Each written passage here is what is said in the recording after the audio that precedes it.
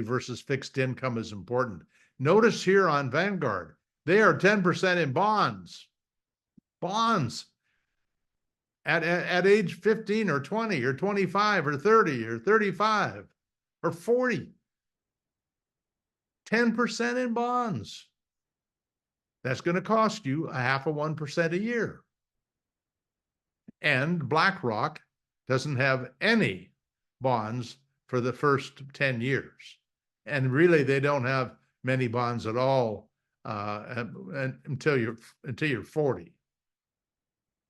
So the person who's got BlackRock is going to make more money over a lifetime from everything we know about the past. And if you looked at the BlackRock versus Vanguard for the last 5 years, guess what? 0.5% a year difference in return. Okay.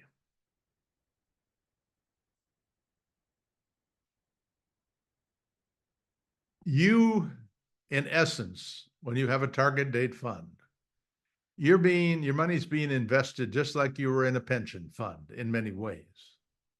You never have to second guess the market.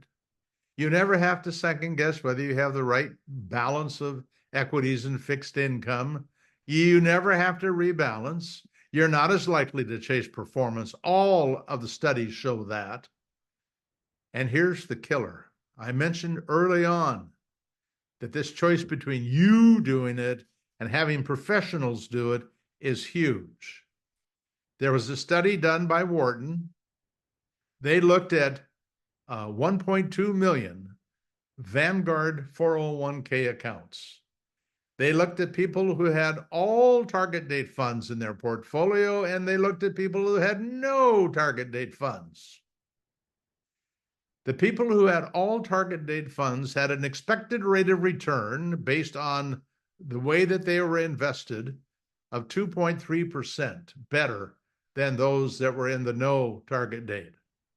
Now, remember, I was jumping up and down, getting excited about hoping to find you 0.5%. And I said there are reasons you can get an extra 0.5% by buying a no load fund or by having more equities in your portfolio, or you can do it by not market timing. You are more than likely to make more money staying the course over a long period of time. And most of these people who aren't using target date funds are using their best brains they know. I mean, they're serious because they don't want to hurt themselves, but they're figuring out when to be in and out of the market and how much they should have in equities. So I really believe that for those of you who really do not want to have your hands on the day-to-day operation, it's just like a robo-advised fund. A target date fund is a great answer. What's wrong with them is they cost you millions. Now, when I say that, they cost you millions because I believe with little effort you could do better, okay? I am only going to give you a piece of a presentation that I hope you will go watch. Let's see if I've got it right here. No. It's a presentation that was recently done by Chris Pedersen. He will cover the two funds for life strategy, and he wrote a book. You'll see the book is free at the end of the presentation here. But his presentation was updated through the end of last year, and this is one of the tables he uses. All I want to show you is this basic relationship between this column right here. This is what if I had just the target date fund, 100%, and no small cap value. All right. Your compound rate of return, looking at a whole bunch of long-term 40-year periods, the expected rate of return is about 9.8% for the first 25 years of a target date fund.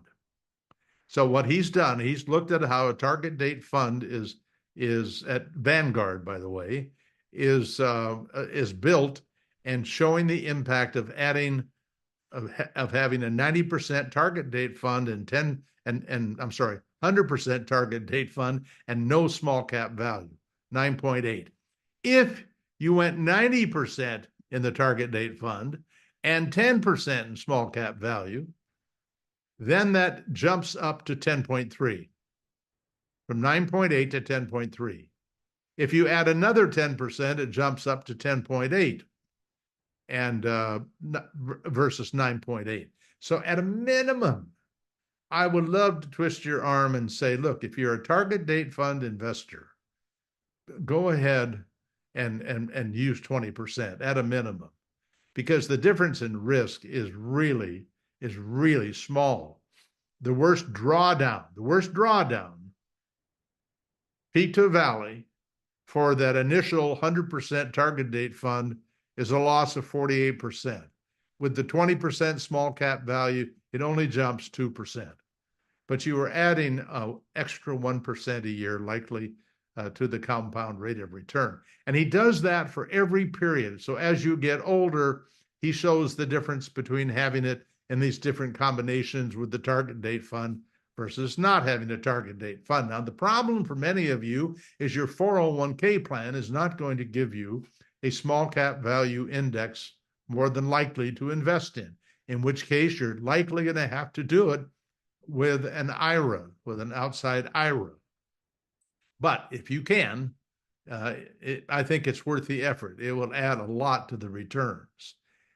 And one other thing that we do in trying to help people, we're trying to take all of the big decisions off your hands if you want to make a more aggressive decision than just putting your money into a target date fund or into the S&P 500 or the total market.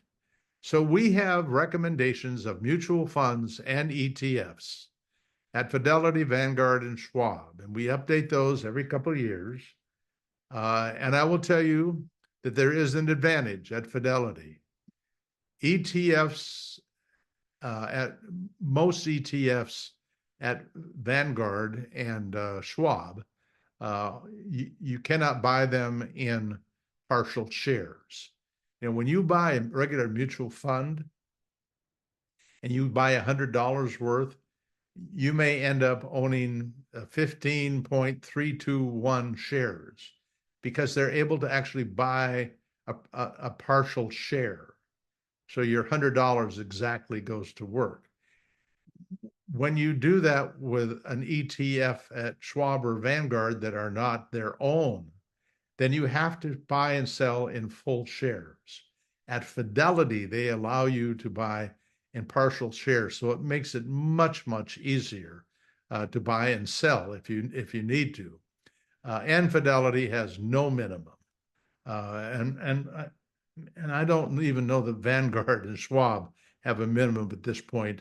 But Fidelity has that one advantage. I've always been a great fan of what Vanguard is doing and what they're trying to do for investors, but this is one important hurdle. Here is the latest list from Chris Pedersen, and it shows you the ETF, the ticker symbols, and these are really recommendations for the long term. He's not trying to find the best ETF of a particular equity asset class. Remember, here's large cap blend is AVUS, large cap value, RPV. And when you go to the page on two funds best in class, you will see a number of resources there where he explains, both video and written, he explains his process of finding what he considers to be the best in class. And by the way, he adds a whole list of also rans that he would not be unhappy that you use, but they don't qualify as the best in class. And if you have the PDF, I don't know if it's been noted in the chat. We provided a PDF, and you'll be able to access that presentation for the AAII that Chris did recently through that link. Now, I want to add one real quick. Yeah, I've got 6 minutes. Beautiful. I've never made this little piece before because the fork in the road never came to me, but I had a fork in the road. I wanted to have more seniors. I teach at Western Washington University. I teach at a class that my wife and I have underwritten for over a decade, Personal Investing 216. But I also do a senior piece, normally in the month of May, and I spend about an hour and a half with the seniors and talking about investment decisions. And I'm trying to get more kids to come out. And so what I did this year was I bought 100 Powerball lottery tickets. And so everybody who came out to the presentation would be part of that drawing. Now they were only allowed to, if we won the lottery, and of course you know what the chances were, but if you won the lottery, then half the money would be divided, and I wouldn't get any of that amongst the students who attended, and the other half, and I wouldn't get any of that either, would go to the Merriman Financial Literacy Program, because it's a program that is being built to serve every student, and is going to require bigger pockets, deeper pockets than my wife and I have, but we are fully behind it. And so that's where I wanted the other half of the Powerball winnings to go. As it turned out, and when I found out what happened, the tickets were given to the professor who's in charge of the program, and he checked them 3 times. The total winnings for the $200 I put in, the total winnings were $4. And when I heard that or read that, I literally burst out laughing. I mean, I thought that is the best outcome I can imagine, because you can imagine when you got the $4, you say, well, what the heck, I'll buy 2 more tickets and see if I can't get lucky this time, and it'll all be gone. But I'm coming back next year, and I'm bringing these slides with me, these last few slides, because I am not going to spend $200 and try to lure them in. I'm going to offer them a $200 drawing, and I am going to sit with the winner, and I am going to help them open up a Roth IRA account. The kids are average ages, because some are not seniors, they're 20, 21. This particular presentation is aimed at a 20-year-old. And the deal is, we're going to go put that money, I mean, it's their money once I put it in. They can cash it out immediately. But we're going to get their money into a Roth IRA with that $200. And if they don't have any income to do it, I'm going to hire them, make sure they have $200 in income to legally do a Roth IRA. And what they are then going to do is let it be. And they are going to stay the course with that investment until they are 70 years old. Now, when I was their age, everybody talked about age 65 as retirement. But I really believe that young people today probably realistically are looking at 70, particularly if they haven't done a good job of investing. But here is then what I see that $200 becoming. If they get a 10% compound rate of return, they then would retire with about $23,000 at age 70. The total withdrawals at 5% a year, they stay in small cap value for all time, is $71,000. And when they die, $87,000, almost $88,000 goes to their heirs, tax-free under the present tax regulations. And then the people who inherit it take the 87 take 5% out a year. They take $54,000 in distributions, And then you have to cash it out at 10 years to keep it tax-free, and 100 would have 136,000. So the total benefit over the 90 years, 100 of them, I mean, the first 80, they're going to be alive. The last 10, they're going to be dead. But it's still, the money lives on. What we don't make any attempt to quantify is what's the value over a lifetime, the next lifetime, of the 136,000. Obviously, it becomes a bigger and bigger number. But the total return nominally without inflation is going to be 262,000. If you take inflation out at about 3%, and your annualized growth rate is 6.8 real, instead of all that money, it's about 23,000. So that's the impact of inflation over 90 years. I mean, it's a big deal.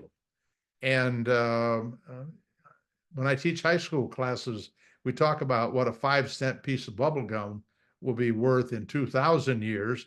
And at 3% inflation, it will be $2.3 trillion. And the piece will be smaller. But what if we got 12%? We're talking small cap value kind of returns. In fact, the 96-year return for small cap value been 13.2. So 12% is not impossible if the world still exists. But notice what it is worth then. The total distribution and the final liquidation, almost 1.2 million from that 200,000. And if you inflation adjust it, it's down to 101,000. But what if somebody had done this for you at your birth, at age, and left it there for 70 years? What if you let it ride and you lived on it during your retirement years and then left it to the family like we did before? The total benefit of over the 110 years is almost $1.8 million. And obviously adjusted for inflation, that goes down a lot, down to 89,000. If we did that and got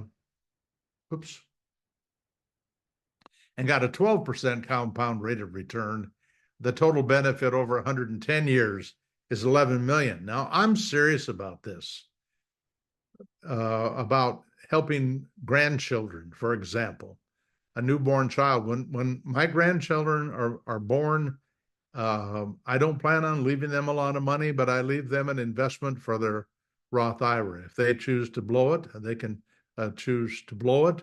But you can see, if you did nothing more than leave $200 for a grandchild, and just had that money stay in an account until they qualified for a Roth IRA, and you just put that money, transfer it over into the Roth IRA, and away you go. Now, how many people will let that money grow? How many people will cash it in when they've got $1,000 and spend it?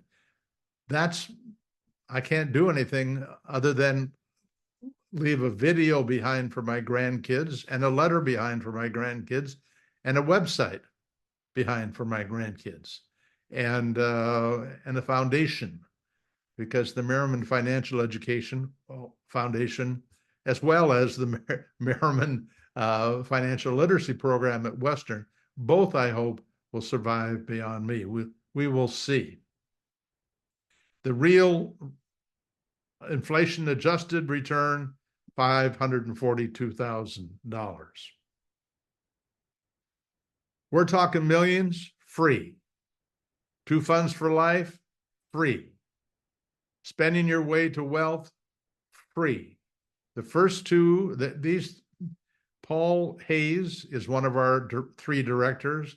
Chris Pedersen is one of our 3 directors. I am one of our 3 directors. And we have written books, each of us, to try to help others take better care of their money over a lifetime. Paul's book is more about the psychological end of investing as opposed to more of the numbers kind of work that Chris and I do. I am here to help. My hope is that you will become a subscriber. I've got 2 or 3 things. If you just subscribe till the end of this year, I will, I think, show you some of the best work we've ever done in terms of educating investors to understand the market. But we answer your questions. Paul at paulmerriman.com. I'm not hiding from you. If you'll do me a favor and put in the subject line, choose FI, and that will be helpful to me. But any way that we can to help, we do not give personal advice. We're not allowed to do that. It's generic, but we often give gentle nudges in the right direction. But we don't do anything to charge you any money. So the price is right, and my hope is you'll find the education right. And as Kelly noted, sometimes I get 30 or 40 questions after a presentation like this, and what I will do, I'll actually try to sit down tomorrow and go through them, and I will record a podcast.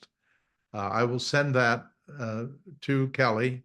We'll also release it in the coming weeks on our website because you will ask questions that I'm sure that other people have not asked, and so I'm trying to get double duty from that work. But I will try to get back to everyone. Again, I'm afraid I can't offer personal advice. I will say this: at the end of your email or end of your mail, I guess it's not going to work. I typically say for people who email me, put your phone number there. So if I have a question about your question, I can call you.